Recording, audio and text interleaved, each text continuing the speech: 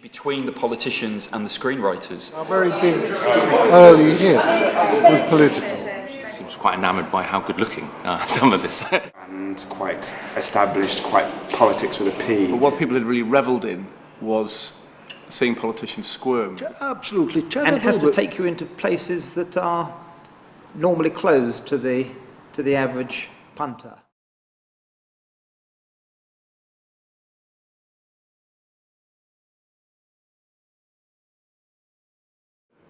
Okay, well, I think basically that it shows them in a good light.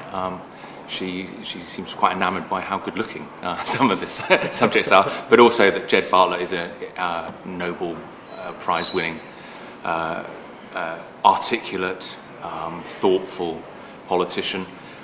Despite some of the pace to the scenes in it, I think what she's looking at is that there's some thought going on. There's a discussion of issues which she feels isn't being done in the likes, and it's a usual trinity, strangely enough, that is used in the criticism of The Thick of It, Yes Minister, and The House of Cards, which in itself doesn't do real justice to the breadth of British political fiction.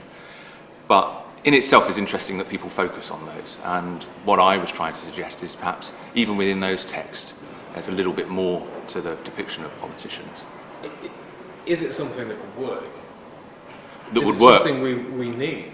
I don't know. I've got a sneaking suspicion, and I know there was one reviewer who, well, in a sense, we've supposedly got one. Radio 4 currently doing a series called Number 10, and its explicit aim is to do for British politics what the West Wing does for American politics.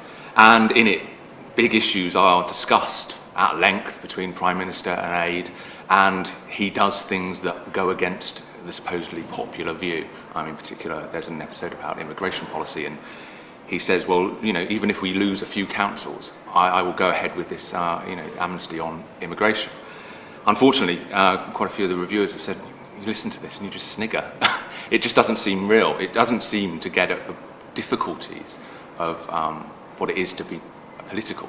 And particularly more perhaps difficult in being a Prime Minister who isn't the head of state, isn't a grand figure, doesn't also, a president doesn't have to go and face the House of Commons, doesn't have to face a PLP meeting. In some ways, British politics is more constricted and perhaps even a little bit more difficult. And I think that's the value in some of this British fiction, is that it tries to show that to the viewer.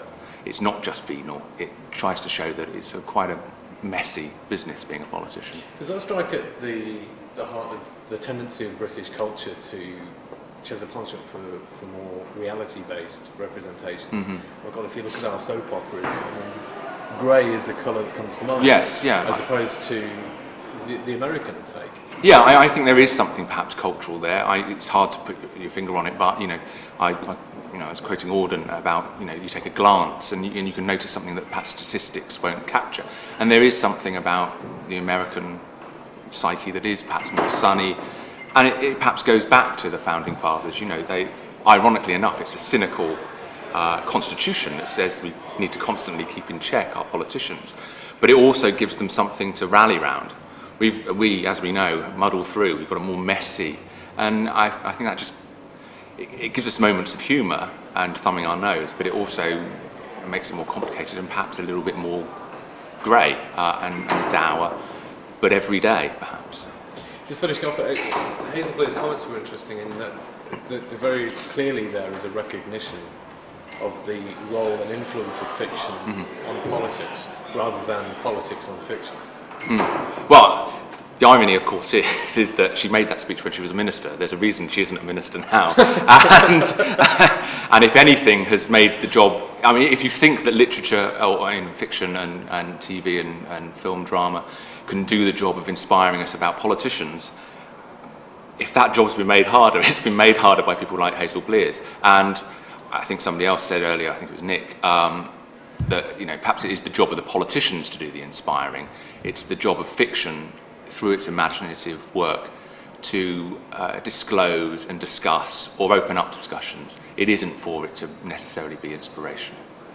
That's the job of the politician.